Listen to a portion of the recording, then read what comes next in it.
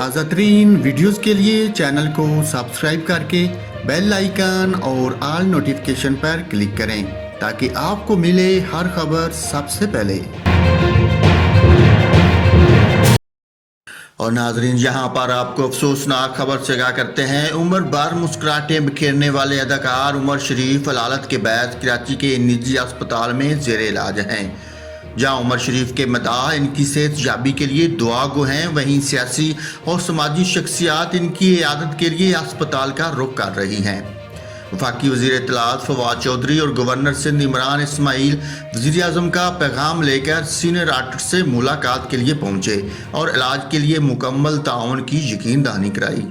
MQM Pakistan तंजीम बहाली committee के सरबराह फरूक सत्तार भी उमर शरीफ की खैरियत दरियाफ्त करने अस्पताल पहुंचे और इनकी जल्द सेहत याबी के लिए दुआ की। मरूफ अदाकार की इयादत के बाद एडमिनिस्ट्रेटर कराची मुर्तज़ा वहाब का कहना था कि उमर शरीफ की इयादत के लिए सिंध हुकूमत हर तरह का ताउन करेगी। अदाकार उमर शरीफ की अहलिया ज़रीन गज़ल का कहना है कि दिल का दौरा पड़ने के बाद से उमर शरीफ की शरियानों से खून आ रहा है। इन्हें पैसों की नहीं, वीज़ा और बैरून मुल्क मुंतकली में मदद दरकार है। उमर शरीफ की जानब से वज़ीर आज़म से मदद की अपील के बाद हुकूमत की जानब से तेज़ी से बैरून मुल्क मुंतकली के लिए इक़दामात किए जा रहे हैं, जिससे अहल खाना भी मुतमईन हैं।